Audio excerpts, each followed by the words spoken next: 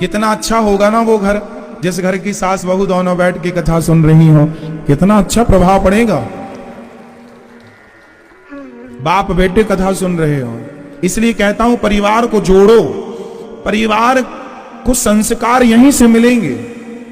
जो बातें ये दास अनिरुद्ध आपसे कह रहा है, यदि मान गए मेरी बातें, तो आपके घर में जो बदलाव होगा, वो बदलाव दुनिया में कोई कॉलेज, कोई यूनिवर्सिटी, कोई पैसा, कोई धन, कोई सोना चांदी से नहीं हो सकता। ये बदलाव केवल कथा से पॉसिबल है।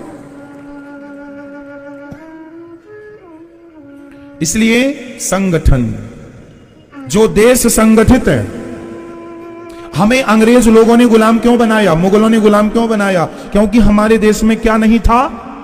संगठन। फूट डालो शासन करो की नीति अंग्रेजों ने अपनाई थी। और आज भी देखो, आपने आपके गांव में देख लेना, आपके सोसाइटी में देख लेना, जो लोग संगठित हैं, भाई देखो ना, हम पूरे मिल जाएं, पूरा परिवार, और मिल के तुम भी कमाओ हम भी कमाएं, तो आप ज्यादा कमा पाएंगे। कोई झगड़ा नहीं है। अब जैसे किसी भाई भाई में झगड़ा है, तो दोनों भाई केस लड़ रहे हैं, तो केस लड़ने में पैसा खर्च हो रहा है कि नहीं? दोनों का खर्च हो रहा है, समय भी खर्च, पैसा भी खर्च। तो जो उनकी तरक्की थी वो झगड़े के कारण रुक गई। नुकसान किसका हुआ? आपका हुआ। इसलिए लड़ना समझदारी नहीं है। लड़ना बोले समझदारी है? प्रेम समझदारी है, प्यार। भाई भाई तालमेल से। हम जा रहे हैं किसी काम से, तो तुम घर परिवार की देखरेख करना, तुम जाओ तो हम करेंगे। आज विडंबना यह है कि आज का आदमी गैरों पर विश्वास कर लेता है, अपनों पर नहीं करता। और मेरी मानो तो अपनों पर विश्वास करना सीखो। और मैं आपसे एक और बात कहूंगा, अपनों का विश्वास कभी तोड़ना मत। अपनों का विश्वास कभी तोड़ना मत। हम तो कहते हैं विश्वास किसी का मत तोड़ो, किसी का विश्वास नहीं तोड़ना चाहिए, पर अपनों का विश्वास तो नहीं ही तोड़ना चाहिए। किसी का नहीं तोड़ना चाहिए, किसी का भी तोड़ना पाप है। लेकिन आज भाई भाई का विश्वास तोड़ देता है, भाई भाई संपत्ति भाई की हड़प लेता है। कलयुग का भाई कैसा है देख लो। इसलिए यदि आपके रिश्ते बेहतर हो गए, तो आधी से ज्यादा समस्याएं आपकी खत्म हो जाएंगी। परिवार, रावण भले दुष्ट था, पर वो संगठित रहता था। आज तक उसे कोई हिला ना पाया। उसकी सत्ता को हिलाने के लिए भगवान को आना पड़ा। मतलब संगठन में ये ताकत है। रावण के 1 लाख बेटे थे, 1.25 लाख नाती थे, पर देखो रावण के घर में कोई झगड़ा नहीं, आपसी झगड़ा नहीं है। एक बात बताए मेरी मां, आदमी बाहर के दुश्मन से लड़ सकता है, घर के दुश्मनों से नहीं लड़ पाता। इसलिए पारिवारिक कलह ना हो आपके घर में, इसका पूरा ख्याल रखा करो। क्योंकि पारिवारिक कलह हो गई तो आप ये समझो कि आप कम से कम 5-10 साल पीछे आ गए। यदि आपके परिवार में कलह हो गई तो पारिवारिक कलह आपको कितने साल पीछे लाएगी? जितना लंबा झगड़ा करोगे उतने पीछे आप आ जाओगे। हाँ या ना? बोलो ये बात सही है या गलत है? हाँ या ना? सिर तो हिलाओ। जितना लंबा झगड़ा करोगे आप उतने पीछे आ जाओगे। अभी रूस और कौन सा देश लड़ रहे थे? अभी यूक्रेन और रूस में भी लड़ाई हुई। बताओ इस युद्ध से बताओ किसका फायदा हुआ? यूक्रेन और रसिया लड़े, किसका फायदा हुआ? किसका? किसी का नहीं। दोनों की क्षति हुई, दोनों के लोग मारे गए, दोनों को आर्थिक हानि हुई। क्यों जी? सही है। अरे प्यार मोहब्बत से बातें कर लेते तो इतना, आखिर यूक्रेन को हजारों करोड़ का नुकसान तो हुआ होगा, रसिया को भी हजारों करोड़ का नुकसान तो हुआ। माना कि किसी का ज्यादा किसी का कम, पर हुआ तो होगा। युद्ध करने में नुकसान तो होता ही है ना। तो युद्ध कर लेना, नुकसान कर लेना। आज यूक्रेन इस युद्ध से कम 40 साल पीछे चला गया। जो यूक्रेन था, अब उस यूक्रेन को बनने में से कितना साल लग जाएगा? बोलो। कम से कम, ये मेरी अपनी गणित है, हो सकता है कम ज्यादा हो, पर 40 साल पीछे चला गया यूक्रेन इस युद्ध से, हां या ना? फिर इसलिए युद्ध करना समझदारी हो ही नहीं सकती।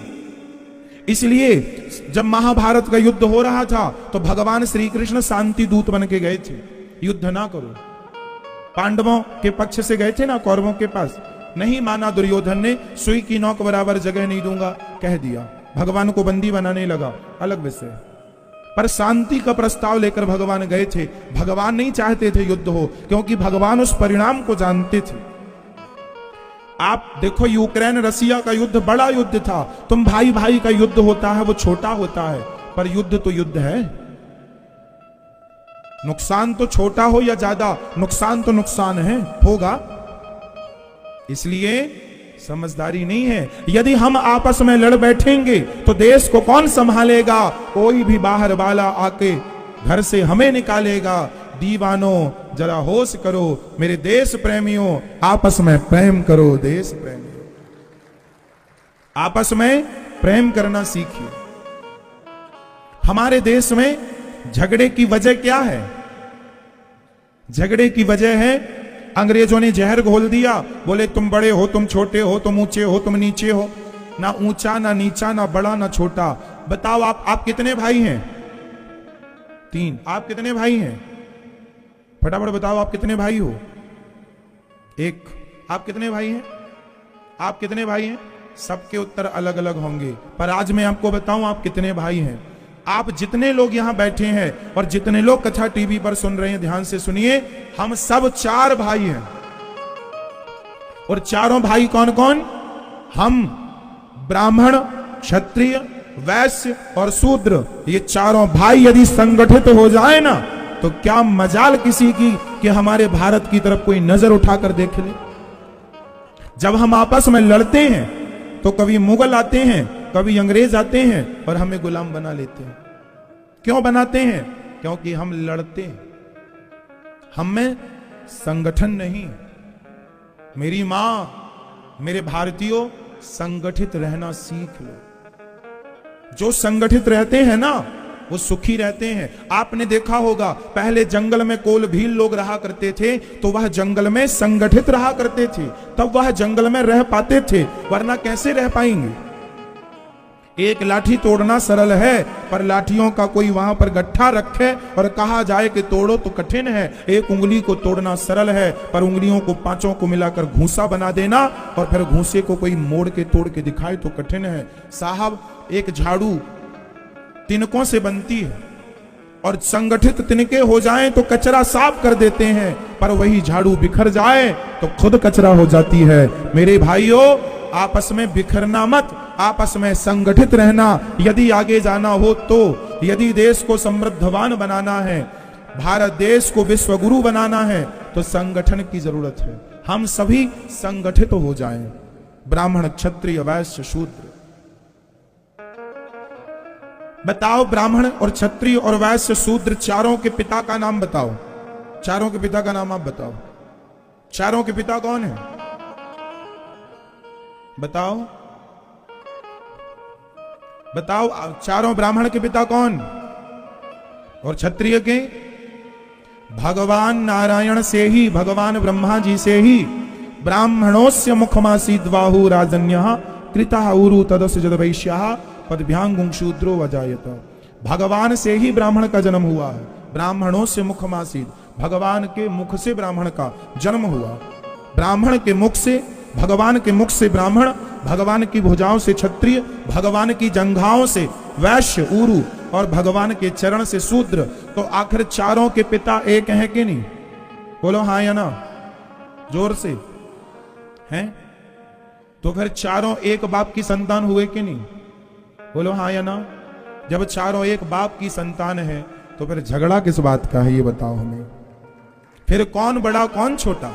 सबको राह में आए जो दीन दुखी, सबको गले से लगाते चलो। एक बात बताएं साहब, सम्मान करने से सम्मान बढ़ता है। यदि मैं आपका सम्मान करूंगा तो आप मेरा सम्मान करेंगे, यदि मैं आपका अपमान करूंगा तो आप मेरा अपमान करेंगे। यही है, हम सबका सम्मान करें। भगवान राम ने निषाद राज को गले लगाया, सबरी मां के बेर खाए। जब भगवान ऊंच नीच का भेद नहीं करते तो हम कौन होते हैं ऊंच नीच का भेद करने वाले। भगवान ने निषाद जी को गले लगाया, वो जंगल के भील थे। सबरी मां को गले लगाया, राम जी ने भेद किया? बताओ किया हो तो? राम जी ने भेद नहीं किया तो हम और आप भेद क्यों करें? इसलिए हमें भेद मिटाकर और प्रेम पूर्वक आपस में मिलकर रहना चाहिए। यही हमारी संस्कृति है। सर्वे भवन्तु सुखिनः सर्वे सन्तु निरामया। हम सबका कल्याण, हमारे भारत में हमारी हिंदू संस्कृति, हमारी सनातन संस्कृति हमें कहती है। हम लोग एक जयकारा लगाते हैं, बोलिए विश्व का एक हिंदू, एक भारतीय ऐसे हैं जो विश्व के कल्याण की कामना करते हैं। दुनिया में कोई धर्म, कोई पंथ, कोई मजहब ऐसा नहीं है जो विश्व के कल्याण की कामना करता हो। वो अपने अपने कल्याण की कामना करते हैं, हम विश्व के कल्याण की कामना करते हैं। इसलिए सनातन धर्म श्रेष्ठ है। हम सबको गले लगाने वाले हैं। हम कुत्ते को रोटी खिलाने वाले हैं, हम गाय को रोटी खिलाने वाले। हम कुत्तों से प्रेम करते हैं रोटी डालकर, तो इंसानों से नफरत कैसे कर सकते हैं? ये नफरत हम नहीं करते थे। नफरत करने का ये जहर मुगलों ने, अंग्रेजों ने घोल दिया हमारे देश में, और आपस में हम लोग नफरत करने लग गए एक दूसरे से। और उसी नफरत का परिणाम है कि हमारा देश बट गया, कभी पाकिस्तान के रूप में, कभी बांग्लादेश के रूप में, कभी नेपाल के रूप में इत्यादि। इसलिए संगठन जहां सुमति तहां संपत्ति नाना। राम और रावण में अंतर इतना ही था, रावण के घर में संगठन बेटों में था, पर भाई भाई में संगठन नहीं था। आखिरी में संगठन टूट गया रावण का। रावण का अपने भाई विभीषण से उनका संगठन टूटा, तो परिणाम राम और रावण में ये अंतर है कि राम जी के भैया लक्ष्मण जी उनके साथ हैं और रावण का भाई विभीषण उनके साथ नहीं है। और जिनका भाई साथ देगा उसी भाई की जीत होगी। इसलिए भाई का साथ देना जरूरी है। इसलिए पांचों पांडव संगठित थे। पांचों पांडवों को लड़ाने की कोशिश की गई, कौरवों के द्वारा भिड़ाने की कोशिश की गई, पर पांचों में कोई टस का मस ना हुआ, इसलिए जीत हो गई। संगठन में ताकत है। इसलिए आप कैसे रहेंगे? जोर से सभी को गले लगाओ, सभी को प्यार करो। क्यों जी? सही है? बताओ, नफरत करना सही है या प्रेम करना सही है? जोर से। मैं सबसे नफरत करूं तो अच्छा होऊंगा या सबसे प्रेम करूं तो अच्छा कहलाऊंगा? इसलिए ये दास अनिरुद्ध हम केवल कह नहीं रहे हैं, ये दास अनिरुद्ध ये प्रेम करता है। हमारे गौरी गोपाल आश्रम में आप देखिएगा, यहां ब्राह्मण क्षत्रिय, ब्राह्मण माता, क्षत्रिय माता, वैश्य माता, शूद्र माता, 262 माताएं यहां रहती हैं। और 262 माताओं में कुछ माएं ब्राह्मण, कुछ मां क्षत्रिय, कुछ मां वैश्य, कुछ मां शूद्र घराने से हैं। परंतु ये दास अनिरुद्ध चारों के पांव दबाता है बिना जात पूछे। मैंने आज तक किसी मां की जात नहीं पूछी, सबके सेवा की है। जब मैं भेद नहीं करता तो आप भेद मत कीजिए। मैंने तो ये भेदभाव की दीवार गिराने की कोशिश की है, अब आप कोशिश कीजिए। मैंने अपना कर्तव्य किया है, अब आगे का आप कीजिए। मैंने ये भेदभाव, ऊंच नीच की दीवारें मैंने खड़ी नहीं की, बल्कि जो खड़ी थी मैंने उन्हें गिराने की कोशिश की। ये गौरी गोपाल आश्रम की रसोई का दर्शन कीजिएगा, यहां सारे लोग प्रसाद पाते हैं, ब्राह्मण, क्षत्रिय, वैश्य, शूद्र। यहां किसी की जात नहीं पूछी जाती कि तुम्हारी जात क्या है। सब लाइन में लगकर ठाकुर जी का प्रसाद ग्रहण करते हैं। आप में से कितने लोग इस बात के गवाह हैं? बताइए, यहां कोई भेद है जातवाद का? जब यहां ये दास अनिरुद्ध जातवाद का भेद नहीं रखता, तो अब मैं हाथ जोड़ के हम सभी देशवासियों से निवेदन करेंगे कि आप भी ये ऊंच नीच का भेद मिटाकर सबको गले लगाना सीखिए, एक दूसरे से मिलकर रहिए। लड़ोगे तो आज तुम्हारी लड़ाई का परिणाम यह हुआ कि गांव के गांव हमारे हिंदुओं के क्रिश्चियन हो गए, धर्म परिवर्तन हो गया, गांव के गांव में क्रिश्चियन हो गए। लाखों हिंदू हमारे देश में क्रिश्चियन धर्म अपना चुके हैं, ईसाई धर्म अपना चुके हैं, केवल इसलिए कि तुम्हें अपने धर्म के लिए फुर्सत नहीं है, तुम संगठित नहीं हो। इसलिए गांव के गांव हिंदुओं के जहां मंदिर हुआ करते थे वहां चर्च खड़ी हो गई। आपको क्या लगता है आपके देश में सब ठीक चल रहा है? तेजी से धर्मांतरण हो रहा है, तेजी से। रोज हजारों हिंदू ईसाई धर्म अपना रहे हैं, ईसाई लोग उन्हें धन का लालच दे दे करके और कन्वर्ट कर रहे हैं। आपको फुर्सत नहीं है साहब, 24 घंटे अपने लिए काम करते हो, परिवार के लिए कमाते हो। मैं देशवासियों से प्रार्थना करूंगा कि आप चाहे स्त्री हो या पुरुष हो, ब्राह्मण हो, क्षत्रिय हो, वैश्य हो, शूद्र हो, कोई भी हो, आप 1 घंटा आप अपने धर्म के लिए समय निकालिए और जाइए गांव गांव में 1 घंटे में उनके पास जाइए जिन हिंदुओं ने धर्मांतरण कर लिया है। जाओ, बैठो, उनसे पूछो कि क्या कमी रह गई तुम्हारे कोई से हिंदू धर्म में जो तुमने धर्म परिवर्तन कर लिया। अरे जो चले गए हैं उन्हें वापस तो ला सकते हैं। ये मुहिम चलाओ। हम ये नहीं कहते कि तुम किसी ईसाई को हिंदू बनाओ, हमें ईसाई को हिंदू नहीं बनाना। जो हमारे हिंदू अपने बदल गए हैं, रास्ता भटक गए हैं, उन्हें वापस लाओ। क्या यह धर्म की सेवा नहीं है? क्या यह राष्ट्र की सेवा नहीं है?